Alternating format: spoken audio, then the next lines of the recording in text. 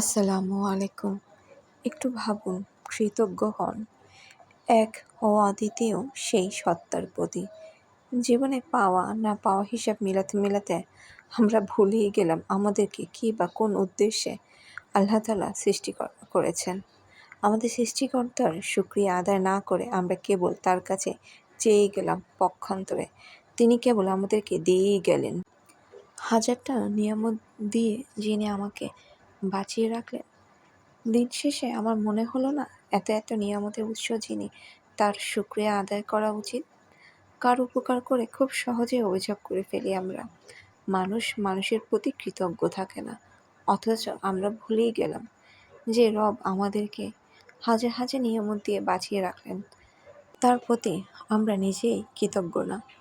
আমাদের মহান রবের কাছে এক ফোঁটা পানি চাইলাম, তিনি আমাদেরকে এক সমুদ্র পরিমাণ দিলেন, তবুও আমরা অকৃতজ্ঞ হয়েই রইলাম। পাওয়া না পাওয়ার এই দুনিয়াতে কিছু না পেলেই আমরা সৃষ্টিকর্তার উপরে অভিমান করে ফেলি, অথচ আমরা ভেবেই দেখলাম না যা তিনি আমাদেরকে দেননি তা আমাদের জন্য ছিল অকল্যাণকর।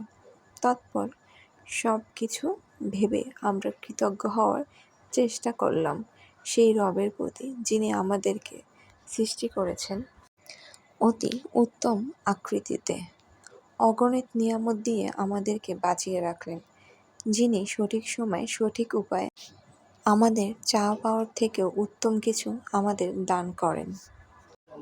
ছোট এই জীবনের হিসেব মিলাতে মিলাতে আমরা ভুলেই যাই আমাদের এই পৃথিবীতে পাঠানোর উদ্দেশ্য। হঠাৎ যখন মনে পড়ে তখন বয়স কিংবা ৭০ কিংবা ৮০, চাইলেও মনের মতো করে ইবাদত কি আর হয়ে ওঠে?